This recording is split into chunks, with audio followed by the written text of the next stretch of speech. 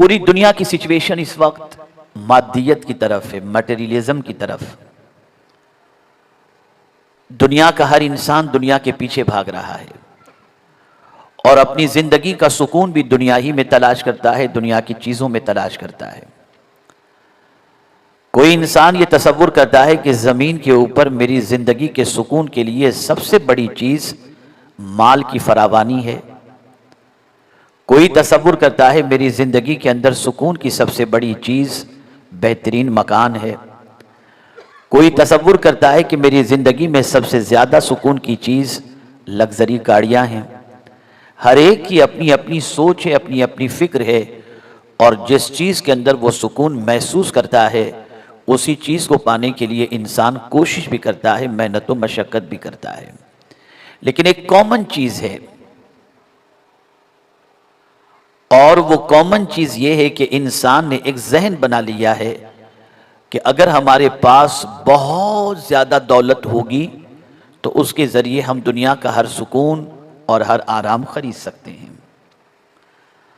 چنانچہ اسی دولت کے حصول کے لیے سنجان بندر کے نصف سے زیادہ لوگ بیرون ملک، انگلینڈ، امریکہ اور دنیا کے دوسرے ملکوں کے اندر اپنی زندگی کی ساعتوں کو گزارتے ہیں۔ مال کمانے کے لیے ایک ملک سے دوسرے ملک جانا نہ گناہ ہے نہ جرم ہے، بلکہ اللہ کے رسول صلی اللہ تعالی علیہ وسلم اپنی امت کو دینے والا ہی دیکھنا پسند کرتے تھے، لینے والا دیکھنا پسند نہیں کرتے تھے۔ لیکن پھر یہ زندگی کا مقصد ہی نہیں بنا لینا چاہیے کہ مال مال اور مال۔ آپ کی نگاہوں کے سامنے ترکی کا زلزلہ ہے، مال کی قلت نہیں تھی، مکان کی کمی نہیں تھی، کوئی پرابلم نہیں تھا، نہ جانے کتنے سالوں کی پلاننگ بنی ہوئی تھی، ہم 50 سال تک ہماری اولاد کے لیے یہ ارینجمنٹ کر کے رکھتے ہیں، یہ سب کچھ کر کے رکھتے ہیں، لیکن انہیں پتہ ہی نہیں تھا کہ 40 سیکنڈ کے زلزلے سے ان کی زندگی کے سارے پلان ختم ہو جائیں گے۔ آپ دنیا کمائیے، مالدار بنیے، جائز طریقے سے دولت کمانا بہت اچھی چیز ہے۔ اگر مالدار ہونا بری بات ہوتی تو حضرت عثمان غنی کو مال کمانے سے سرکار ضرور روکتے۔ مال کمانا اگر بری چیز ہوتی تو حضرت عبد الرحمن ابن عوف رضی اللہ تعالیٰ عنہ کو سرکار ضرور روکتے۔ اگر آپ کے پاس مال نہیں ہوگا تو مسجدیں کیسے بنائیں گے، تعلیم کیسے حاصل کریں گے، زکوٰۃ کیسے دیں گے، حج کیسے کریں گے، بچوں کی شادیاں کیسے کریں گے، اور بیمار ہوں گے تو علاج کیسے کرائیں گے۔ مال کمانا برا نہیں ہے، لیکن مال کمانا ہی زندگی کا مقصد نہ ہو۔ اس لیے کہ وہی مال جس کے کمانے کے سلسلے میں انسان حلال اور حرام کی تمیز نہیں کرتا، قرآن کہتا ہے یہی مال قیامت میں کام نہیں دے گا، یوم لا ینفع مال ولا بنون، قیامت کے دن نہ مال نفع پہنچائے گا نہ بیٹے نفع پہنچائیں گے۔ مال کماؤ، لیکن قرآن نے مرد کس کو کہا؟ آج اگر کہا جائے کہ مرد کون، تو وی شیپ کے اندر جس کی باڈی ہو، جم جانے کے بعد مسل اس کے اسٹرانگ ہوں، وہ نکلے تو لگے کہ کوئی پہلوان گزر رہا ہے، کوئی باڈی بلڈر گزر رہا ہے، انسان اس کو مرد کہتا ہے۔ لیکن آئیے میں قرآن سے پوچھتا ہوں کہ قرآن تو بتا کہ تیرے نزدیک مرد کون ہے؟ تو قرآن کہتا ہے رجال لا تلہیہم تجارت ولا بیع عن ذکر اللہ۔ قرآن نے کہا مرد وہ ہے جسے بزنس، خرید و فروخت اللہ کے ذکر سے غافل نہ کر سکے۔ پتا چلا تم مال کماؤ، تم تجارت کرو، تم لین دین کرو، تم کاروبار کرو، تم فیکٹری چلاؤ، لیکن جب اللہ کا منادی کہے حی علی الصلاۃ، سب چھوڑو اور اللہ کے ذکر کی طرف بڑھ پڑو، اللہ کی بندگی کی طرف بڑھ پڑو۔ اس لیے کہ یاد رکھیں میرے پیارے آقا صلی اللہ تعالی علیہ وسلم کے پیارے دیوانوں، مال جسم کو سکون عطا کرتا ہے اور نماز دل کو سکون عطا کرتی ہے۔ اے رسول اعظم صلی اللہ علیہ وسلم کے دیوانوں، पर्पस ऑफ माल क्या हो, आप क्यों दौलत कमा रहे हैं, आपके नजदीक दौलत कमाने का मकसद क्या है, आपके नजदीक दौलत कमाने का पर्पस क्या है, आप क्यों दौलत कमा रहे हैं। तो कभी किसी के जहन में यह होगा मैं दौलत कमाने के बाद पूरी दुनिया की सैर के लिए निकलूंगा, मैं दौलत कमाने के बाद फला कंट्री में जाकर फला गुनाह के दरवाजे पे दस्तक दूंगा। कोई अय्याशी के लिए दौलत कमाता है, कोई आराम के लिए दौलत कमाता है, कोई फजूल खर्ची के लिए दौलत कमाता है, कोई लोगों पे अपना रोब और दबदबा जमाने के लिए ज्यादा मालदार बनने की कोशिश करता है, कोई लोगों को जेब में रखने के लिए माल कमाने की कोशिश करता है। पर्पस ऑफ मनी अलग अलग है, अलग अलग है, माल कमाने का मकसद अलग अलग है। लेकिन अल्लाह अकबर, मेरे प्यारे आका सल्लल्लाहु ताला अलैहि वसल्लम के प्यारे दीवानों, हम तारीख का मुताला करें, सहाबा की जिंदगी का मुताला करें, औलियाए किराम की जिंदगी का मुताला करें, तो आपको पता चलेगा वो माल कमाते थे, इतना कमाते थे कि हजरत अब्दुर्रहमान इब्ने औफ रदी अल्लाह ताला अन्हु का जब विसाल हुआ तो आपकी विरासत में जो सोना था उस सोने को बांटने के लिए कुल्हाड़ी से सोना तोड़ा गया और उसके बाद सोना बांटा गया। इतना सोना था हजरत अब्दुर्रहमान इब्ने औफ रदी अल्लाह ताला अन्हु के पास। तो पता चला माल कमाना बुरी चीज नहीं है। अल्लाह अकबर, मेरे प्यारे आका सल्लल्लाहु अलैहि वसल्लम के प्यारे दीवानों, लेकिन माल का इस्तेमाल किस काम में होना चाहिए, माल किस काम में खर्च करना चाहिए, उसे समझना जरूरी है। आइए मैं समझाता हुआ चलूं ताकि आप महसूस कर सकें। अल्लाह अकबर, आज मस्जिद नबवी शरीफ जिसके अंदर नमाज पढ़ने के लिए इंसान बेचैन रहता है, जहां पहुंचने के बाद रियाजुल जन्नह में 2 रकात अदा करने के लिए इंसान लाइन लगाकर खड़ा रहता है कि 2 रकात पढ़ने की मुझे सआदत नसीब हो जाए। मस्जिद नबवी शरीफ के अंदर इंसान नमाज पढ़ने के लिए बेचैन होता है। अब आइए मैं आपको समझाता हुआ चलूं माल किस लिए होता है। रसूल आजम सल्लल्लाहु अलैहि वसल्लम मदीने की सरजमीन पर जब तशरीफ लाते हैं तो आने के बाद पैगंबर रहमत सल्लल्लाहु अलैहि वसल्लम को वो जगह जहां आज मस्जिद नबवी शरीफ मौजूद है, रसूल आजम सल्लल्लाहु अलैहि वसल्लम को वो जगह पसंद आ जाती है। आकाए करीम सल्लल्लाहु अलैहि वसल्लम ने फरमाया अल्लाहु अकबर, ये जमीन किसकी है। बताया गया ये 2 यतीम बच्चों की जमीन है। अल्लाह के रसूल सल्लल्लाहु अलैहि वसल्लम की ख्वाहिश का पता जब यतीम बच्चों को चला तो यतीम बच्चों ने कहा हम ये जमीन हुजूर को तोहफतन देना चाहते हैं, अगर हुजूर इसे कबूल फरमा लें। अल्लाह के रसूल सल्लल्लाहु अलैहि वसल्लम ने इरशाद फरमाया नहीं नहीं, यतीम की जमीन को हम ऐसे ही नहीं लेंगे, हम इसे खरीदेंगे, इसकी कीमत अदा करेंगे। अल्लाह अकबर, कौन है जो इसकी कीमत देकर के इस जमीन को खरीदेगा। सिद्दीक अकबर खड़े हुए अर्ज करने लगे या रसूल अल्लाह सल्लल्लाहु ताला अलैहि वसल्लम, इस जमीन को मैं खरीदूंगा। सिद्दीक अकबर ने पेमेंट की और उसके बाद वो जमीन खरीदी गई। अब आप देखें, जमीन खरीदी गई थी 1450 साल पहले, सजदे आज तक हो रहे हैं। 50,000 एक नेकी का सवाब आज तक वहां पर सजदा करने वाले को मिल रहा है। जितना सवाब सजदा करने वाले को मिल रहा है उतना ही सवाब सिद्दीक अकबर को भी मिलता आ जा रहा है। यहां से ये बात समझ में आई, अपनी दौलत के जरिए अपनी आखिरत की फिक्र करो, अपनी दौलत के जरिए अपने फ्यूचर की फिक्र करो, अपनी दौलत के जरिए अपने आगे के बारे में फिक्र करो। वो दौलत जो तुम्हारे लिए आखिरत का सरमाया बन जाए और मरने के बाद तुम्हारी दौलत का फायदा तुम्हें कब्र के अंदर भी पहुंचता रहे, ऐसी चीजों पर अपनी दौलत को खर्च करो, ऐसी चीजों में अपनी दौलत को खर्च करो। अल्लाह अकबर, मेरे प्यारे आका सल्लल्लाहु अलैहि वसल्लम के प्यारे दीवानों, हमारी कौम का मिजाज बदलता जा रहा है। तारीख से नावाकिफियत की बुनियाद पर, हिस्ट्री से नावाकिफियत की बुनियाद पर आज हमारी कौम अपने सरमाए को, अपनी दौलत को, अपने माल को लेविश लाइफ के अंदर और लग्जरी लाइफ के अंदर खर्च करता हुआ अपनी दौलत को दिखाई देता है। उसे ये फिक्र खत्म हो गई कि मैं अपनी दौलत के जरिए वो काम करके जाऊं कि कब्र में मेरी इनकम जारी रहे। हम जमीन के ऊपर तो ऐसा काम करते हैं कि जिस शहर में नहीं पहुंच सकते वहां इन्वेस्टमेंट कर देते हैं ताकि वहां से प्रॉफिट मिलता रहे। इसी तरीके से अक्लमंद वो है जो जमीन पर ऐसा काम करके मरे कि जमीन के अंदर उसे प्रॉफिट मिलता रहे, उसे सवाब मिलता रहे। अल्लाह अकबर, आप जानते हैं 700 इयर्स बिफोर की बात बता रहा हूं, 700 साल पीछे चले जाइए। उस जमाने में जब मुसलमानों के पास दौलत आती वो अपनी दौलत से क्या काम करते थे। अल्लाह के रसूल सल्लल्लाहु अलैहि वसल्लम ने फरमाया अगर तुम इस्लाम को जिंदा देखना चाहते हो, इस्लाम को ताबिंदा देखना चाहते हो तो मेरे आका सल्लल्लाहु अलैहि वसल्लम ने फरमाया अल इल्म हयातुल इस्लाम, इल्म इस्लाम की जिंदगी है, एजुकेशन इस्लाम की जिंदगी है। इस्लाम को जिंदा देखना चाहते हो तो एजुकेशन को फरोग दो, खुद भी एजुकेटेड बनो और दूसरों को भी एजुकेशन की तरफ माइल करो। अल्लाह अकबर, तारीख उठा करके देखो, जितनी यूनिवर्सिटी तनहा बगदाद की सरजमीन पर थी, उतनी यूनिवर्सिटी किसी और शहर में नहीं थी। और आज 52 से 57 इस्लामिक कंट्रीज होने के बाद जितनी जापान के अंदर तनहा यूनिवर्सिटी है, जितनी यूनिवर्सिटीज हैं 57 ममालिक के अंदर उतनी यूनिवर्सिटी नहीं है। इसलिए कि अब तो बादशाह का पैलेस बन रहा है, कोई ताजमहल बना रहा है, कोई झूलता मीनारा बना रहा है, इसी में दौलत खर्च हो रही है। अय्याशियों के पीछे जब दौलत खर्च हुई तो हमारी कौम को गैरों की स्कूल के अंदर तालीम हासिल करने के लिए जाने पर मजबूर होना पड़ा।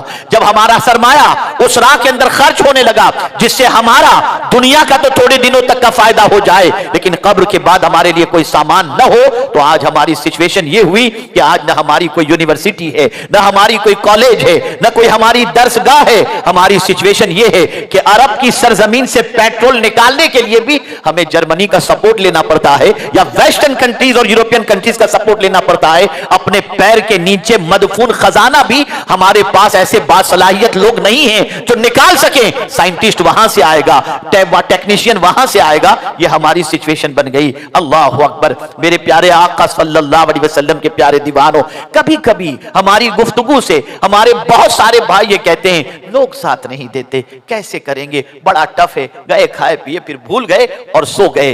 याद रखें, आप इस चीज को जहन के अंदर महफूज रखें, कभी जमाने में इनकलाब पैदा करने के लिए पूरी कौम का उठना जरूरी नहीं होता, कभी एक बंदा भी उठता है तो पूरी कौम जाग जाया करती है। अल्लाह अज़्ज़ व जल्ल ने अपने महबूब सल्लल्लाहु अलैहि वसल्लम से फरमाया, कुल इन्नमा अइज़ुकुम बिवाहिदा अन तक़ूमु लिल्लाह मसना व फुरादा सुम्मा ततफक्करू। अल्लाहु अकबर। मेरे महबूब सल्लल्लाहु अलैहि वसल्लम, आप लोगों से कह दें, अल्लाह के रसूल सल्लल्लाहु अलैहि वसल्लम से रब ने फरमाया, कुल इन्नमा अइज़ुकुम बिवाहिदा, मैं तुमको एक नसीहत करता हूं। रसूल आज़म सल्लल्लाहु अलैहि वसल्लम ने अपनी कौम को एक नसीहत फरमाई, और वो एक नसीहत क्या थी? अल्लाह के रसूल फरमाते हैं, अन तक़ूमु लिल्लाह, अल्लाह के लिए खड़े हो जाओ, मतना दो आओ फरादा, या एक कोई खड़ा हो जाए, सुम्मा ततफक्करू, फिर अल्लाह के बंदों की परेशानी हल के लिए गौर करो, सोचो और कदम आगे बढ़ाओ। फिर तुम्हारी पोजीशन ये होगी, तुम तन्हा उठोगे,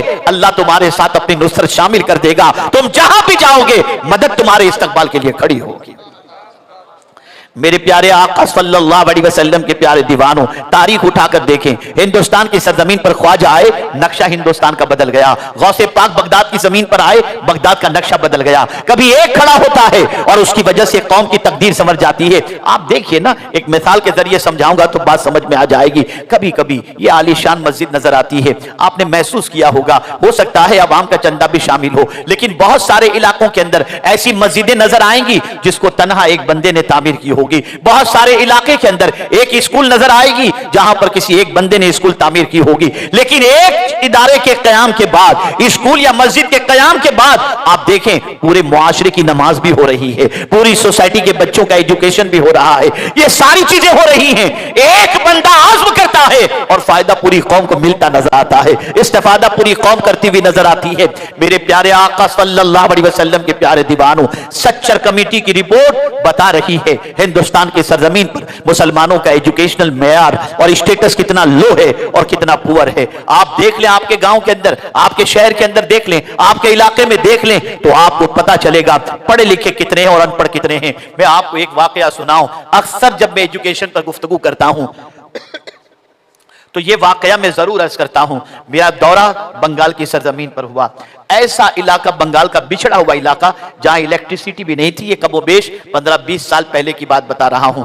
मैं वहां पहुंचा, मुझे लेने के लिए एक मुफ्ती साहब तशरीफ लाए थे, बड़े खलीक, बड़े मिलनसार, बड़े बासलाहियत, लेकिन उनके दिल में तड़प थी मैं अपने गांव में कुछ काम करूं, तो उनके गांव के अंदर वो मुझे ले जाना चाहते थे। मैंने उनकी दावत कबूल की, गया, एयरपोर्ट से साथ चले हम, गांव में कदम रखते, इलेक्ट्रिसिटी भी गांव के अंदर नहीं थी, लेकिन उस दिन उन्होंने जनरेटर के जरिए काफी रास्ता उन्होंने सजा दिया था और रोशनी का एहतमाम किया था। मैं जब गांव में पहुंचा, एक खूबसूरत बिल्डिंग मुझे नजर आई, तो मुझे मुफ्ती साहब ने कहा, हजरत इस बिल्डिंग को देख लीजिए आप। मैंने देखा, मैंने कहा यार इस गांव के अंदर इतनी अच्छी बिल्डिंग, कहा इसकी दास्तान मैं आपको बाद में सुनाता हूं। पहुंचे कमरे के अंदर, बैठे, चाय पानी हुई, उसके बाद थोड़ी देर मैंने आराम किया, फिर उठे, फ्रेश हुए और उसके बाद गुफ्तगू शुरू हुई। उन्होंने कहा, हजरत जिन लोगों ने आज आपको दावत दी है मेरे जरिए, वो बच्चे हैं, 200 बच्चों की एक टीम ٹیم ہے جنہوں نے یہ آپ کو بلانے کا پلان بنایا اور ان بچوں نے آپ کو دعوت دی اور کہا مجھ سے کہ ان کو بلائیے.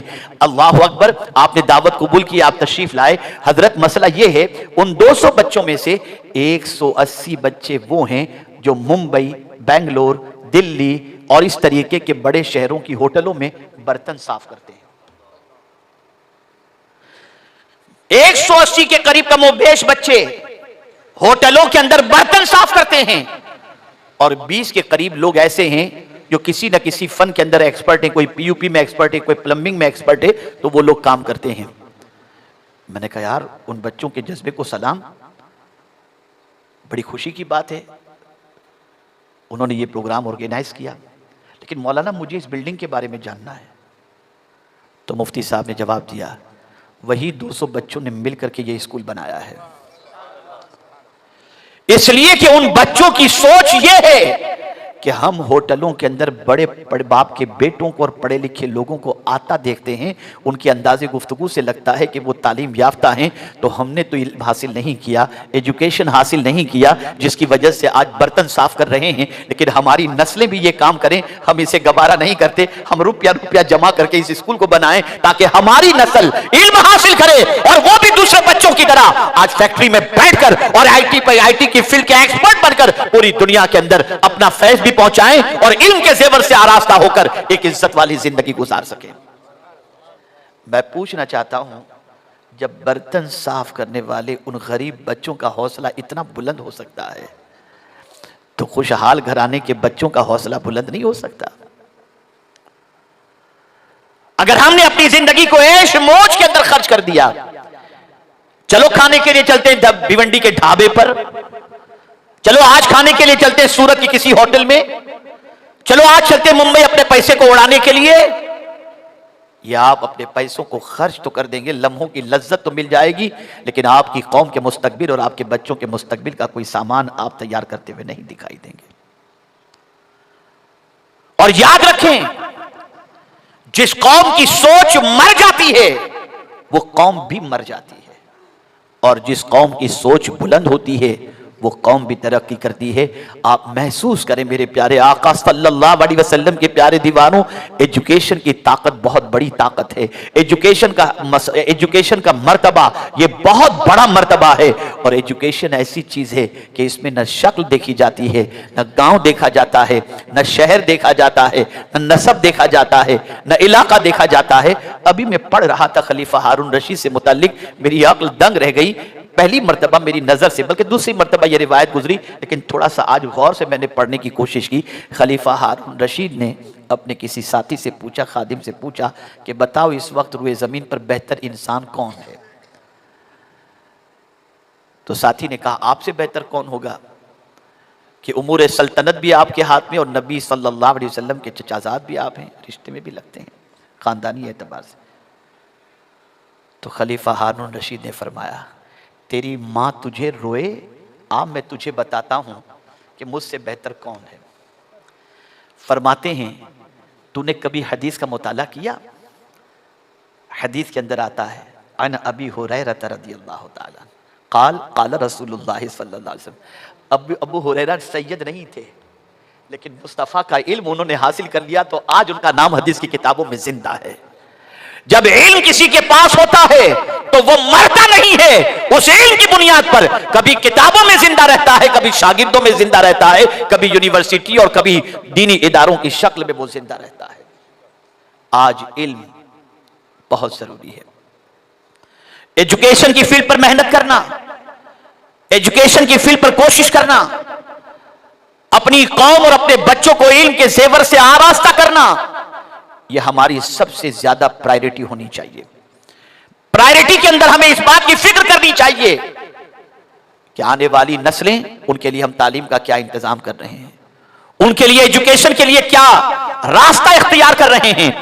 شاید آپ یہ سوچتے ہوں یہ مولانا لوگ چیختے کرتے کیا ہیں, تو میں آپ کو بتاؤں اللہ کا شکر ہے اس نے کام لیا ہے اور لے رہا ہے. میری عادت شروع سے یہ رہی, پہلے کرتا ہوں پھر بولتا ہوں. آپ کے ہی علاقے کے ہمارے 2-3 ذمہ دار حضرت مولانا مشتاق نجمی صاحب کے ساتھ ابھی 2-3 ہفتے پہلے مہاپولی میں جو ہمارا ادارہ ہے وہ دیکھنے کے لیے آئے تھے. الحمدللہ دیکھنے کے بعد آج ان سے گفتگو ہوئی تو انہوں نے بتایا کہ حضرت اس قسم کے ادارے تو ہر جگہ قائم ہونے چاہیے. الحمدللہ اسکول ہے, الحمدللہ ہاسٹل بن چکا ہے, الحمدللہ دینی ادارہ ہے, الحمدللہ مسجد موجود ہے. ہم پوری دنیا کے اندر کوشش کر رہے ہیں علم کا چراغ روشن کرنے کے لیے. آئیے میں علم کی ایک فضیلت آپ کے سامنے پیش کروں تاکہ علم کا مقام آپ سمجھ سکیں اور علم کی فضیلت کو سمجھ سکیں. اللہ کے رسول صلی اللہ علیہ وسلم نے فرمایا العلم نور, علم روشنی ہے. میں آپ کو بتاؤں, ایک گھر ہے, چار دیواری ہے, اس چار دیواری کے اندر لائٹ بھی جل رہی ہے, باپ بھی بیٹھا ہے, پیر صاحب بھی بیٹھے ہیں, مولانا بھی بیٹھے ہیں, رشتہ دار بھی بیٹھے ہیں, دوست احباب بھی بیٹھے ہیں, اور اس میں اچانک لائٹ چلی گئی, روم میں ہو گیا اندھیرا. اب اس اندھیرے کی بنیاد پر انسان روم سے نکلنا چاہے گا تو کبھی باپ کے ہاتھ پہ پیر پڑ جائے گا, کبھی استاد کے ہاتھ پر پیر پڑ جائے گا, اس لیے کہ اندھیرے میں کچھ دکھائی نہیں دیتا. کبھی باپ کی توہین ہو جائے گی, کبھی استاد کی توہین ہو جائے گی, اس لیے کہ اندھیرا ہے, کچھ دکھائی نہیں دیتا. تو باپ کی بے ادبی بھی ہو رہی ہے, استاد کی بھی بے ادبی ہو رہی ہے. اچانک لائٹ آئی, بندہ سنبھل جاتا ہے, باپ کے قریب سے سنبھل کر گزرے گا, استاد کے قریب سے سنبھل کر گزرے گا. سن لو, اگر آج کوئی بچہ اپنے ماں باپ کا بے ادب بن رہا ہے تو اس کی سب سے بڑی وجہ یہ ہے کہ اس کے پاس یہ علم نہیں ہے کہ اللہ اور اس کے رسول نے ماں باپ کا مرتبہ کیا رکھا ہے. اگر آج بڑے کے سامنے انسان زبان دراز ہو رہا ہے تو اس کی وجہ سب سے بڑی یہ ہے کہ ان کے پاس علم نہیں ہے. میرے پیارے آقا صلی اللہ علیہ وسلم کے پیارے دیوانوں, علم ہوتا ہے تو چلنے کا انداز جدا ہوتا ہے, علم ہوتا ہے گفتگو کا انداز جدا ہوتا ہے, علم ہوتا ہے کھانے پینے کا انداز جدا ہوتا ہے, علم ہوتا ہے وقار الگ ہوتا ہے, علم ہوتا ہے مرتبہ الگ ہوتا ہے, علم ہوتا ہے عزت الگ ہوتی ہے. اور سن لو, پوری دنیا علم کی محتاج ہے, علم کسی کا محتاج نہیں.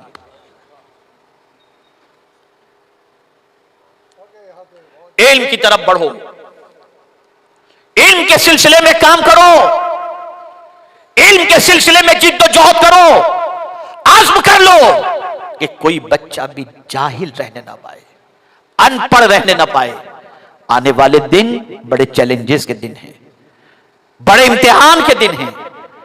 انسان کی قیمت ہر دن گھٹتی جا رہی ہے, ویلیو کم ہوتی جا رہی ہے. انسان کی جگہ پر روبوٹ نے لے لی, انسان کی جگہ مشین نے لے لی. دنیا کی بہت ساری کمپنیاں ایسی ہیں جس سے آج انسان کو جاب سے نکال کر وہاں روبوٹ کو رکھا جا رہا ہے. آج صرف ٹول ناکے پر آپ دیکھ لیجئے کہ 4-5 سال پہلے آپ دیکھیں تو وہاں 10-20 لوگ کام کرتے ہوئے دکھائی دیتے تھے. فاسٹ ٹریک آ گیا, لوگوں کی چھٹی ہو گئی. انسان بے قیمت بنتا جا رہا ہے, بے روزگاری بڑھ رہی ہے. عالمی سطح پر ریسیشن کے سلسلے میں 2023 کو سب سے خطرناک کہا جا رہا ہے. کیا ایسی سچویشن کے اندر ہم یہ پسند کریں گے کہ ہمارا بچہ گھر چلانے کے لیے کسی پر ڈیپینڈنٹ رہے؟ کیا ہم یہ پسند کریں گے کہ ہمارا بچہ لوگوں سے زکوٰۃ فطرہ صدقہ خیرات وصول کر کے اپنے بچوں کو پالے؟ اگر نہیں تو کیا کر رہے ہیں ہم اپنے بچوں کے لیے؟ کیا کر رہے ہیں اپنی قوم کے فیوچر کے لیے؟ کون سا قدم اٹھا رہے ہیں اپنی نسلوں کے فیوچر کو برائٹ بنانے کے لیے؟ اس لیے یاد رکھو, علم کی طرف آگے بڑھو, ایجوکیشن کی طرف آگے بڑھو. لیکن ہاں خبردار, صرف یہ مت سوچنا کہ سائنس ٹیکنالوجی کا علم. سب سے پہلے جس علم کو حاصل کرنے کا قرآن نے کہا ہے وہ ہے علم توحید.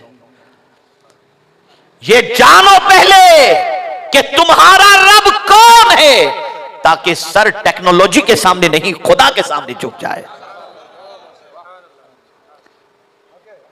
جب تم ٹیکنالوجی کو طاقتور سمجھو گے تو اس کے سامنے سر جھک جائے گا, اور تمہارے کان میں پیدا ہونے سے لے کر دن میں 5 مرتبہ اور مرنے کے بعد بھی, اور عیدین کے موقع پر بھی جو لفظ جو جملہ تمہارے کانوں تک پہنچایا جاتا ہے پیدائش سے لے کر کے موت, اور دن میں 5 مرتبہ وہ جملہ یہی تو ہے اللہ اکبر, اللہ اکبر, اللہ سب سے بڑا ہے, اللہ سب سے بڑا ہے. آئیے میں قرآن کی روشنی میں علم کی طاقت آپ کو بتاؤں. میں تعویذات وغیرہ کا مخالف نہیں ہوں, لیکن قرآن کی روشنی میں علم کی طاقت آپ کو بتا دوں. آج تو صاحب علم کو طاقتور نہیں سمجھا جاتا، چھوچھا کرنے والے کو طاقتور سمجھا جاتا ہے۔ بڑی عجیب زندگی ہوگی۔ ٹھیک ہے، جو باعمل ہیں اور عامل ہیں ان کے ہاتھوں میں، ان کی زبان میں اللہ نے فیض رکھا ہے، لیکن علم کی بات علم کی ہے۔ قرآن دیکھیے کیا کہتا ہے۔ حضرت سلیمان علیہ الصلوۃ والتسلیم نے تخت بلقیس لانے کے لیے فرمایا کہ کون ہے جو بلقیس کا تخت جلدی سے میرے پاس لے آ کر کے پہنچا دے؟ تو قرآن کہتا ہے قال عفریت من الجن انا آتیک بہ قبل ان تقوم من مقامک۔ ایک سرکش جن اس محفل میں بیٹھا ہوا تھا، اس نے کہا یا سلیمان علیہ الصلوۃ والتسلیم، آپ اپنی جگہ پر کھڑے رہیں گے نا، ہلیں گے بھی نہیں، آپ اپنی جگہ پر رہیں گے، کھڑے رہیں گے، اتنی دیر میں بلقیس کا تخت لا کر آپ کی خدمت میں پیش کر دوں گا۔ یہ سرکش جن کی طاقت۔ لیکن اسی محفل میں ایک علم والا بھی بیٹھا ہوا تھا، ایک صاحب علم بھی بیٹھا ہوا تھا، اس کے پاس کتاب کا علم تھا، تو اس نے برجستہ کہا قال الذی عنده علم من الکتاب انا آتیک بہ قبل ان یرتد الیک طرفک۔ جس کے پاس کتاب کا علم تھا اس نے کہا حضور آپ کی پلک کے جھپکنے سے پہلے تخت بلقیس آپ کے سامنے لا کر پیش کر دوں گا۔ یہ ہے علم کی طاقت۔ اس لیے کہ علم نبی کی میراث ہے، اور جس کے پاس نبی کی میراث ہو وہ بڑا طاقتور ہوا کرتا ہے۔ رسول اعظم صلی اللہ تعالی علیہ وسلم نے اسی لیے علم پر ابھارا، تعلیم کی طرف توجہ دلائی۔ دنیا میں جتنے بھی مذاہب ہیں ان مذاہب کے لٹریچر کو جمع کرو، پڑھو، اور سب سے زیادہ اگر تم دیکھو گے تو علم پر ابھارنے والا اگر کوئی تمہیں نظر آئے گا تو وہ تمہیں اسلام نظر آئے گا، پیغمبر اسلام کی تعلیمات نظر آئے گی۔ کتنا ابھارا، کتنا ابھارا کہ پوری ایک سورہ مبارکہ قرآن مقدس میں ایسی ہے جس کا نام ہی رکھا گیا قلم، نام ہی قلم، نون والقلم وما یسطرون۔ اللہ نے قلم کی قسم یاد فرمائی۔ اس سے آپ اندازہ لگا سکتے ہیں کہ قلم کی طاقت کتنی عظیم طاقت ہوتی ہے، قلم کی قوت کتنی عظیم قوت ہوتی ہے۔ میرے پیارے آقا صلی اللہ علیہ وسلم کے پیارے دیوانوں، آپ حیران ہو جائیں گے، اسلام کی پہلی جنگ جنگ بدر ہے، اور اس جنگ بدر کے اندر چونکہ مکہ سے لوگ آئے تھے مدینے میں جنگ کرنے کے لیے، بدر میں جنگ کرنے کے لیے، تو مکے میں بنسبت مدینے کے لکھے پڑھے لوگ کچھ تھے، آئے تھے جنگ کرنے۔ شکست ہوئی، 70 قیدی بنائے گئے۔ اسلام کو، مسلمانوں کو فتح اللہ نے عطا فرمائی اور 70 قیدی بنائے گئے۔ رسول اعظم صلی اللہ علیہ وسلم نے سب کے اکنومیکل اور فائنینشیل اسٹیٹس کے مطابق سب کا فدیہ رکھا کہ اگر تم آزاد ہونا چاہتے ہو اتنی رقم دو، تمہیں آزاد کر دیا جائے گا۔ لیکن اس میں کچھ ایسے بھی لوگ تھے جو پڑھے لکھے تھے، مسلمان نہیں تھے، پڑھے لکھے تھے، ایجوکیشن ان کا بڑا اسٹرانگ تھا۔ رسول اعظم نے ان سے فدیہ کیا لیا معلوم ہے آپ کو؟ آقا کریم صلی اللہ علیہ وسلم نے ان پڑھے لکھوں سے کہا تم آزاد ہونا چاہتے ہو؟ انہوں نے کہا ہاں۔ کہ بس تمہارا فدیہ یہ ہے کہ یہ جو میرے غلام ہیں نا، ان میں جو پڑھے لکھے نہیں ہیں ان کو پڑھا دو، جب یہ علم میں پاورفل ہو جائیں گے ہم تمہیں آزاد کر دیں گے۔ آپ ذرا سوچو، تاریخ میں اس طریقے سے قیدیوں سے ایجوکیشن کی طرف مائل کرنے والا کوئی دنیا میں آپ کو نظر نہیں آئے گا۔ انہی قیدیوں سے پڑھنے والوں کے اندر حضرت زید ابن ثابت بھی موجود ہیں۔ حضرت زید نے انہی قیدیوں میں سے کسی قیدی سے علم حاصل کیا۔ لیکن پیغمبر رحمت صلی اللہ علیہ وسلم نے اپنی محبت اور کردار کے اندر اتنا ڈھال دیا تھا کہ پڑھتے کسی سے بھی تھے لیکن عشق مصطفیٰ ہی سے کرتے تھے، زندگی حضور کے نقش قدم ہی پر چلنا پسند کرتی تھی۔ اے رسول اعظم صلی اللہ علیہ وسلم کے دیوانوں، بہت ضرورت ہے دور حاضر میں ایجوکیشن کی طرف قدم بڑھانے کی، تعلیم کے سلسلے میں آگے بڑھنے کی۔ تعلیم جتنی زیادہ ہوگی وقار اتنا بلند ہوگا، عزت اللہ اتنی عطا کرے گا، سربلندی اتنی عطا کرے گا۔ آئیے میں آپ کو قرآن کی روشنی میں سمجھانے کی کوشش کروں۔ میرے پیارے آقا صلی اللہ تعالی علیہ وسلم کے پیارے دیوانوں، حضرت آدم کی تخلیق نہیں ہوئی، حضرت آدم علیہ الصلاۃ والتسلیم سے پہلے فرشتے موجود. آپ جانتے ہیں کیا کرتے ہیں فرشتے؟ عبادت میں. توجہ چاہوں گا, عبادت میں.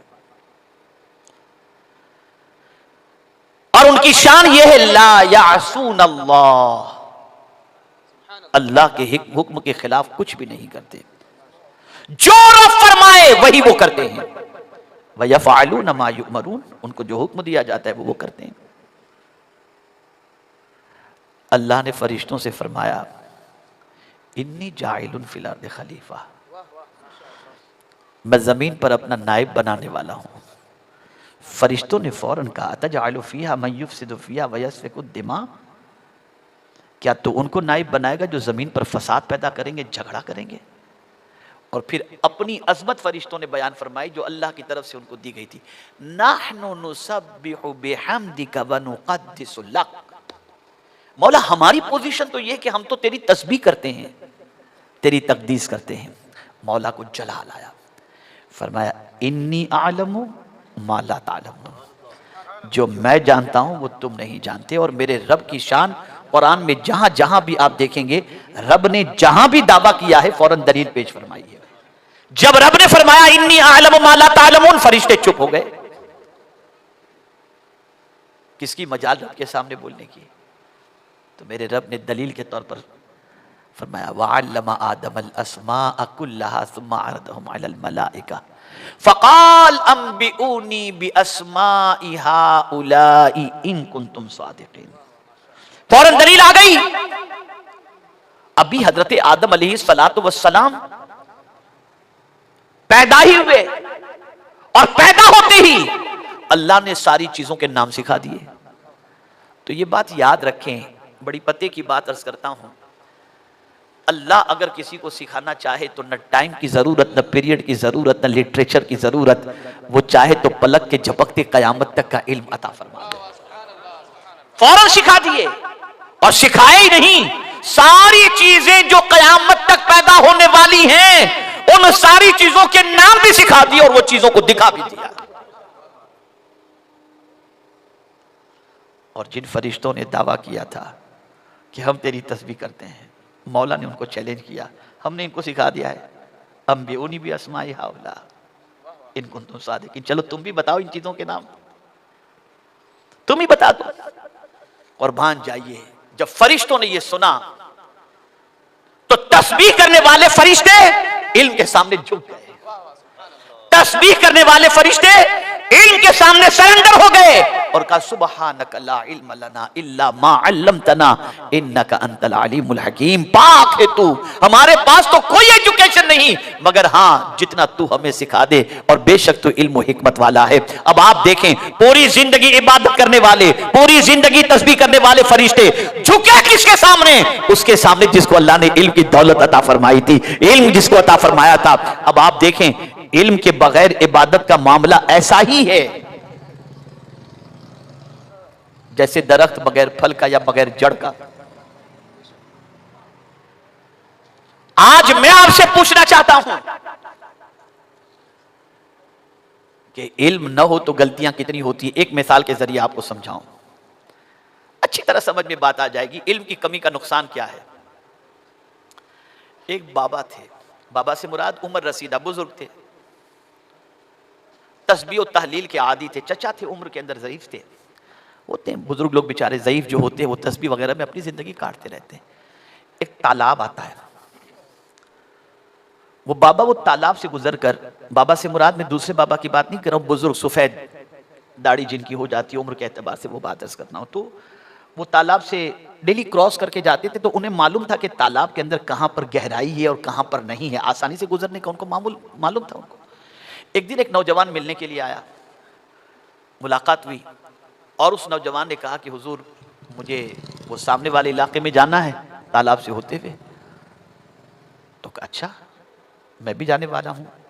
تو کہا حضور میں آپ کے ساتھ ہو لوں؟ کہا بالکل چلیے. وہ بزرگ جو ہے اپنے ہاتھوں میں تسبیح لیے پڑھ رہے تھے. اب جوان کی چال اور ضعیف کے چال میں فرق تو ہوتی ہے نا, تو چچا جو ہے بالکل بیچارے وہ بزرگ آہستہ آہستہ چل رہے تھے. نوجوان نے سوچا ان سے پہلے میں تالاب عبور کر کے آگے نکل جاؤں. توجہ چاہوں گا, نوجوان نکلا, اسے معلوم نہیں تھا کہ کہاں ڈپ ہے اور کہاں نہیں. وہ جیسے ہی تالاب کے اندر قدم رکھا ڈوبنے لگا. ڈپ کے بارے میں معلوم نہیں تھا اسے کہ کہاں ڈپ ہے اور کہاں نہیں. اب وہ بزرگ تسبیح پڑھ رہے ہیں, دیکھا دور سے کہ وہ ڈوب رہا ہے لیکن کچھ نہیں کر رہے. ایک شخص دوڑا جا کر کے بچا کے لے کر کے آیا.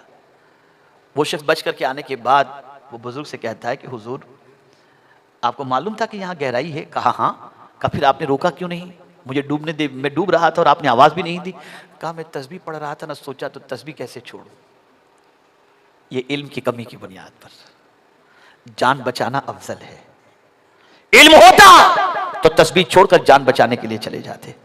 علم کی کمی کی بنیاد پر ہوتا کیا ہے؟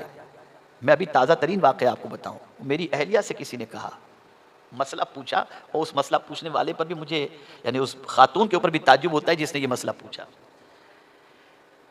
ایک خاتون نے میری اہلیہ کو فون کر کے پوچھا کہ انٹی ذرا یہ بتائیں, میری عادت ہے میں رجب شعبان رمضان کے روزے رکھتی ہوں 3 مہینے کے, لیکن ابھی نئی پکچر لگی تھی تو افطار کے بعد میرے شوہر نے کہا کہ چلو پکچر دیکھ کر کے آتے ہیں, تو کوئی فرق تو اس میں نہیں پڑتا. اب پکچر سے بچنا فرض ہے کہ روزہ رکھنا فرض ہے؟ یہ علم کی کمی, یہ علم کی کمی. ہمارے یہاں اس طریقے کے بہت سارے کام ہیں جو علم کی کمی کی بنیاد پر ہم کر تو رہے ہیں اور ہم سمجھتے ہیں کہ اس میں ثواب ہے یا اس میں کوئی فرق نہیں پڑتا. نہیں, علم حاصل کرو. اور بڑی معذرت کے ساتھ عرض کروں گا, بڑی معذرت کے ساتھ, ہماری بچیوں کو, ہماری بہنوں کو پاکی ناپاکی کے مسائل سے بھی واقفیت نہیں ہے. غسل کے مسائل بھی نہیں جانتی. نہ مردوں کا حال ایسا ہے کہ وہ جانتے ہوں, نہ عورتوں کا حال ہے کہ وہ جانتی ہوں. ایک عجیب سچویشن چل رہی ہے. کلر کراتی ہیں کالے کالے, سمجھتی ہیں غسل ہو رہا ہے. اگر اس کے اندر الکوہول ہے تو گیا معاملہ, ختم. نیل پالش لگی ہوتی ہے, کوئی فرق نہیں وضو ہو رہا یا نہیں ہو رہا, زندگی گزار رہی. علم حاصل کرو, علم دین بھی حاصل کرو, علم دنیا بھی حاصل کرو, تاکہ تمہاری عبادت بھی درست ہو اور تم مستقبل کے اندر ایک اچھی قوم کی حیثیت سے اپنا انٹروڈکشن بھی کرا سکو. علم اگر تمہارے پاس ہوگا تو یہ بات یاد رکھنا, مجھے مولا علی کرم اللہ تعالی وجہ الکریم کا یہ قول بڑا پسند ہے. ارشاد فرماتے ہیں مال کی حفاظت انسان کرتا ہے اور انسان کی حفاظت علم کرتا ہے. انسان کی حفاظت علم کرتا ہے. یہ بڑا خوشحال علاقہ ہے. یہاں اللہ عز و جل نے لوگوں کو نوازا ہے, اور میں جانتا ہوں, میں جہاں جہاں جا کر کے کچھ جذبات ابھارنے کی کوشش کرتا ہوں اور تھوڑا سا ماحول بن جاتا ہے, تو کچھ لوگ ایسے بھی ہیں جو پہنچ کر ہم یہ کریں گے ہم کو بولو, ہم یہ کریں گے ہم کو بولو, ہم یہ کریں گے ہم کو بولو, اور پھر وہ ساری کھیتی باڑی کاٹ کے نکالنے کے لیے لے کر جانے کی کوشش کرتے ہیں. خیر, جس کا جو حصہ, عرض کرنے کا منشا یہ ہے, بیدار ہو جاؤ. اور اسپیشلی میں اب ہمارے ضعیفوں سے اور بزرگوں سے عرض کروں گا کہ حضور کے نقش قدم پر چلو. صدیق اکبر موجود تھے, فاروق اعظم موجود تھے, عثمان غنی موجود تھے, مولا علی موجود تھے. کمان حضور صلی اللہ علیہ وسلم نے حضرت اسامہ کے ہاتھ میں عطا فرمائی جو 18 سال کے جوان تھے. ہمارے بزرگوں کو چاہیے کہ اب اپنی نوجوان نسلوں کو آگے کرو, ان کے ہاتھ میں کمان دو, تم آگے بڑھو بیٹے, ہم دعا کرتے ہیں اللہ تمہیں کامیابی عطا فرمائے. ان کی عمر بھی ہے, جذبہ بھی ہے, جوش بھی ہے. نوجوان کچھ کرنا چاہتا ہے, انقلاب لانا چاہتا ہے. آپ محنت کرو, آپ مشقت کرو. جب تک ادارہ قائم رہے گا, جب تک کہ علم کی پیاس بجھتی رہے گی, جب تک بچے پڑھتے رہیں گے, جب تک کہ علم کی پیاس بجھتی رہے گی, سب کا ثواب اللہ آپ کو عطا فرماتا رہے گا. ہمیں اب یہ نہیں توجہ دینی ہے کہ بنگلہ کتنا بڑا ہے, اب توجہ دینی ہے اسکول کتنی بڑی ہے, مدرسہ کتنا بڑا ہے. اس لیے کہ بنگلے میں ہم فائدہ اٹھائیں گے, اسکول میں قوم فائدہ اٹھائے گی. بنگلے کے اندر ہم فائدہ اٹھائیں گے اور مدرسے کے اندر قوم فائدہ اٹھائے گی. اور یاد رکھیں, بنگلے کا معاملہ تو یہ ہے کہ جب مر گئے تو نیم پلیٹ جو دروازے پر لگی ہے نا, 48 گھنٹے کے بعد بیٹا کہے گا ابا تو چلے گئے, نیم پلیٹ ہٹا دو. آج ایک بچہ 48 گھنٹے باپ کے مرنے کے بعد نیم پلیٹ گھر کے دروازے پر رہنے نہیں دیتا, ہٹا دو اسے, اب تو ابا نہیں رہ گئے. اور اس بچے کو اتنی توفیق بھی نہیں ملتی. جس باپ نے کما کر کے سب کچھ اس کے لیے چھوڑ دیا, اس باپ کی قبر پر شب برات کے علاوہ بھی جا کر کے وہ فاتحہ پڑھے نہیں اس کے پاس ٹائم. اپنی زندگی میں کچھ کر لو, اپنی حیات میں کچھ کر لو. اور اگر یہ کر لیے تو میں آپ کو یقین کے ساتھ کہتا ہوں حضور صلی اللہ علیہ وسلم کا ارشاد ہے من صار بالعلم حیا فهو لم يمت ابدا، جو علم کے ساتھ زندہ رہتا ہے وہ کبھی نہیں مرتا، ہمیشہ یادگار اس کی رہتی ہے۔ تو آؤ ہم سب کوشش کریں، علم کے سلسلے میں محنت کریں، اپنی قوم کو جہالت کی وادیوں سے نکالیں، اور میں انشاءاللہ العظیم اس علاقے میں تو اب آہستہ آہستہ دل ملتا جا رہا ہے، محبت بڑھتی جا رہی ہے۔ ہم کوشش کریں گے اس علاقے میں آمد و رفت ہماری مسلسل ہوتی رہے، تاکہ ہم ایک پلان بنا سکیں اور مل جل کر کے کوئی ایسا ادارہ قائم کریں، ہماری قوم جہاں آ کر ہماری قوم کے بچے جہاں اپنی پیاس بجھا سکیں۔ ادارے سے مراد اسکول بھی ہے، ادارے سے مراد دینی ادارے بھی ہیں، اور یاد رکھو جو لوگ ہماری اسکول دیکھ کر کے آئے ہیں ان کو معلوم ہونا چاہیے، اور وہ جانتے بھی ہوں گے شاید، ہماری میڈیم انگلش اسکول کے اندر جو بچے پڑھنے کے لیے آتے ہیں 20-20 کلومیٹر کی دوری سے، 10-10 کلومیٹر کی دوری سے، تو اسکول کی بس کے اندر بیٹھتے ہی ہمارے بچے درود شریف پڑھنا شروع کرتے ہیں، اور روزانہ لاکھوں درود شریف ہمارے بچے مدینے کے تاجدار کی بارگاہ میں پیش کرتے ہیں۔ اسکول کا آغاز ہوتا ہے سورہ فاتحہ سے، اینڈ ہوتا ہے صلاۃ و سلام پر، اور تعلیم انگریزی ہوتی ہے۔ اور آپ کو یہ بتاؤں گا تو حیرت ہوگی، جب سے ہماری اسکول کا قیام عمل میں آیا ہے کئی بیچ ایس ایس سی کے ہمارے وہاں سے پڑھ کر کے نکلے، اور آج تک ہماری اسکول کا رزلٹ ہمیشہ 100% ہی ایس ایس سی کا آیا ہے، الحمدللہ 100% ہی۔ ہمیں کام کرنا ہے، زندگی کتنی ہے نہیں معلوم، مرنے کے بعد اللہ سے کہیں گے مولا بس ایک نیکی کرنے کا ٹائم دے، بنا کر دے گا، دے دی تھی تمہیں زندگی، جو کرنا تھا کر جاتے۔ بس آخری بات عرض کر دوں، میں اڑیسہ گیا تھا مجھے دعوت پر، چونکہ بہنیں بھی موجود ہیں، میں اڑیسہ گیا تھا کسی کی دعوت پر پروگرام کے سلسلے میں، ایک ادارے کی دستار بندی کا جلسہ تھا، پہنچا وہاں۔ جب وہاں میں پہنچا تو ادارے والوں سے میں نے پوچھا یہ ادارہ کیسے بنا، کس طریقے سے بنا؟ تو ادارے والوں نے کہا کہ حضور معاملہ ایسا ہے کہ رئیس اڑیسہ حضور مجاہد ملت رحمت اللہ تعالی علیہ، اللہ نے بہت مال دیا تھا حضور مجاہد ملت علیہ رحمہ کو، اور مناظر تھے وہ وقت کے بڑے جید عالم تھے، بڑے جید عالم، یعنی پاسبان ملت علامہ مشتاق احمد نظامی صاحب علیہ رحمہ جیسے لوگ ان کے شاگرد تھے۔ اور آپ کو حیرت ہوگی کہ پاسبان ملت فرماتے تھے کہ ہم کو جو ہے بخاری شریف تہجد کے بعد پڑھاتے تھے، ایسے حضور مجاہد ملت۔ تو اڑیسہ والوں نے کہا کہ ہم نے سوچا کہ یہاں پر بدعقیدگی کا سیلاب ہے تو یہاں کچھ ہمیں کرنا چاہیے، تو ہم نے ادارے کا پلان بنایا، پہنچے حضرت کی بارگاہ میں کہ جا کر کے حضرت سے کچھ زمین کے سلسلے میں پیسے کی بات کریں، لیکن انہوں نے کہا کہ ہم جب حضرت کے گھر پہنچے تو حضرت تھے نہیں۔ میری بہنیں خاص طور پر سنیں، حضور مجاہد ملت علیہ رحمہ گھر میں نہیں تھے، تو حضرت کی اہلیہ نے خادم کے ذریعے پوچھوایا کہ یہ لوگ جو آئے ہیں حضرت سے صرف دعائیں لینے آئے ہیں یا کوئی پرپس ہے، کوئی مقصد ہے آنے کا؟ تو ان لوگوں نے کہا کہ نہیں، مخدومہ سے جا کر کے کہہ دیجئے کہ ہم ایک مقصد لے کر کے آئے ہیں، ہمارے بچے بدعقیدوں کے اداروں میں جا رہے ہیں، یہاں کوئی ادارہ نہیں ہے، تو ہم آئے تھے کہ حضرت زمین کی قیمت ہم کو دے دیں تاکہ ہم زمین خرید لیں، پھر انشاءاللہ ہم ادارے کے لیے چندہ کر کے تعمیر کر لیں گے، لیکن اب حضرت نہیں ہے تو ہم کیا کریں؟ اللہ اکبر، اللہ اکبر۔ حضرت حضور مجاہد ملت علیہ رحمہ کی اہلیہ کمرے میں گئیں، اپنا سونا لا کر کے ان کو پیش کر دیا، خادم سے کہا کہ یہ سونا ان کو دے دو اور کہو اسے بیچ کر کے زمین خریدیں اور وہاں پر ادارہ۔ یہ ہماری خواتین اسلام ہیں، جب تک ادارہ قائم رہے گا ان کی روح کو ثواب پہنچتا رہے گا۔ لیکن آپ یہ نہ سوچیں کہ میں اس وقت آپ سے سونا مانگ رہا ہوں یا پیسہ مانگ، نہیں، یہ مقصد نہیں، آپ کو صرف بتا رہا ہوں، میں کوئی چندے کے لیے نہیں آیا، اور نہ آپ دیکھتے ہوں گے کہ میرا کوئی عوامی چندہ ہوتا ہے، نہ میں کبھی کوئی اپیل کرتا ہوں، خاص طور پر اس سے پرہیز کرتا ہوں۔ احباب مخیر حضرات اپنے اعتبار سے حصہ لیتے اور کام کرتے۔ کہنے کا مقصد یہ ہے دین اس طریقے سے پھیلا ہے اور اس طریقے سے خواتین نے قربانیاں پیش فرمائی ہیں۔ عورتوں کو بھی چاہیے اس فیلڈ کے اندر آگے آئیں، دین سیکھیں، ایجوکیشن حاصل کریں، اس لیے کہ باپ اگر دیندار ہو تو دین گھر کے دروازے تک پہنچتا ہے، اور اگر ماں دیندار ہے تو دین نسلوں تک پہنچا کرتا ہے۔ اس لیے عورتوں کو بھی دین سیکھنا اور ایجوکیشن حاصل کرنا یہ بے پناہ ضروری ہے۔ انہی کلمات خیر پر میں اپنی گفتگو کو ختم کرتا ہوں اور امید کرتا ہوں کہ انشاءاللہ العظیم میری بات کو آپ دل کے نہا خانے میں جگہ دے کر اپنی نوجوان نسل کو آگے بڑھانے کی کوشش کریں گے.